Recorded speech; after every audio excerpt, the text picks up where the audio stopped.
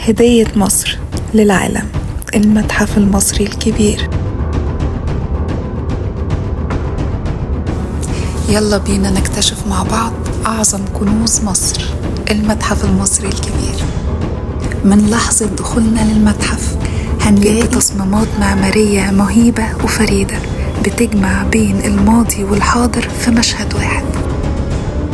وتمثال الملك رمسيس الثاني في المدخل الرئيسي اللي بيستقبلك في حضور مهيب، وكأنه بيقولك أهلا بيك في أرض الملوك. يجي 7000 سنة واحنا بنوحد ربنا، الدنيا تعرف اسمنا المصريين. وقدرنا نجمع آلاف السنين من التاريخ تحت سقف واحد بيجمع كل الحضارات اللي مصر أثرت فيهم بالحضارة المصرية القديمة، تحت سقف المتحف المصري الكبير، فخر لكل مصري وواجهة بينتظر افتتاحها العالم. تخيلوا معايا إن كل العظمة اللي احنا شايفينها دي مجرد البداية. تم افتتاح بس 15 قاعة من أصل 100، تضم 50,000 قطعة أثرية صغيرة وكبيرة ضخمة في الحجم، ولسه في أكتر وحكايات هتتبني قدام العالم كله.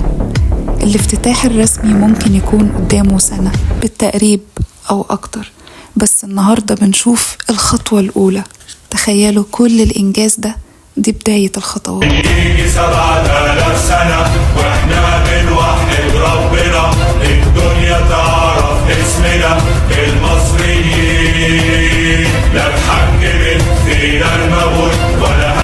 احنا مش بس بنبني متحف، احنا بنبني جسر بين الماضي اللي علم العالم كله وبين مستقبلنا اللي هيكون مصدر إلهام لكل الأجيال بإذن الله. احنا الدولة اللي قامت لما كان الكون تراب.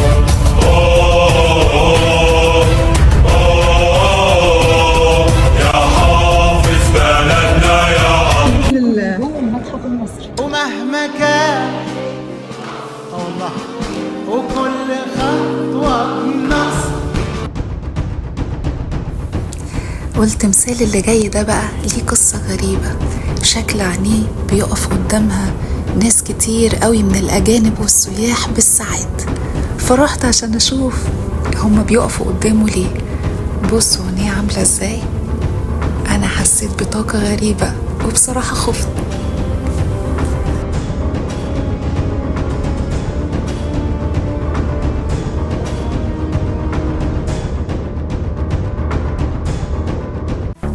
وحاجة من أكتر الحاجات اللي هتشد انتباهنا هناك في المتحف هي الإضاءة العبقرية اللي مش مجرد ديكور، لأ ده فن مدروس.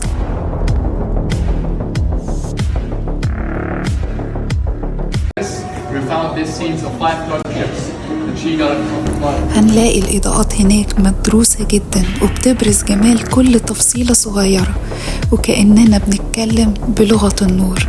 شايفين الإضاءات؟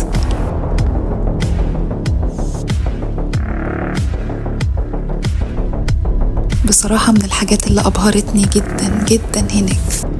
وطبعا حبيت أوضح لحضراتكم إن احنا واحنا بنقطع التيكتس برا ممكن نطلب إن يكون معانا مرشد سياحي عشان يشرح لنا كل تفصيلة ويكون معانا في الجولة كاملة، وممكن نقطع التيكتس من غير المرشد.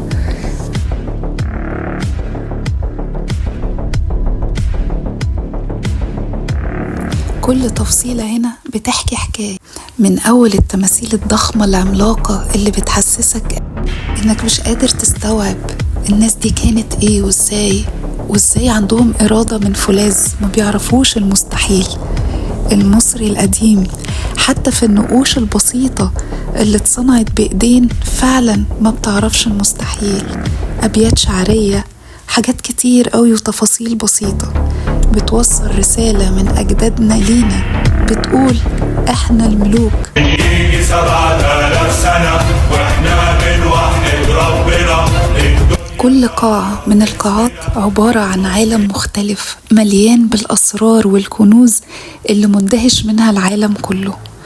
في قاعات بتوريكم الحياة اليومية للمصري القديم، من الأكل والشرب والأدوات اللي كانوا بيستخدموها. تخيلوا أنا وقفت قدامها كتير قوي وأنا سرحانة. دي الأدوات اللي أكلوا وشربوا بيها المصريين وحياتهم اليومية، حاجات كتير وتفاصيل كتير. وجمال بقى الملكات والتصاميم بتاعتهم والمرايات وأمشات الشعر والمجوهرات النادرة طبعا من الأحجار الكريمة. قد إيه حاجات اتصنعت بأيادي مصرية عايشة كل العمر ده.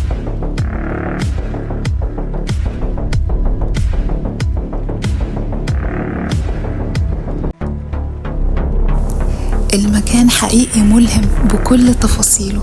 تخيلوا اللي احنا شايفينه ده استيكر، وبالنور بس عملوا التفاصيل بالجمال الرهيب.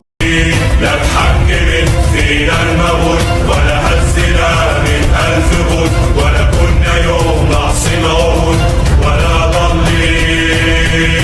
افتح كتب التاريخ واقرا لآخر الكتاب، احنا الدولة اللي قامت. حقيقي الكلام مش كفاية، الصور والفيديوهات مش هتوصل إحساس العظمة والهيبة والرهبة اللي هتحسه وانت موجود هناك. هنا في مصر العظمة مش قصة نحكيها، العظمة إحساس هتعيشه. المتحف المصري الكبير مش مجرد مبنى، ده حلم اتبنى ومجد هيعيش للأبد. تعالى وشوف بنفسك، لأن هنا بس في مصر الماضي بيسلم على الحاضر والمستقبل بيبدأ.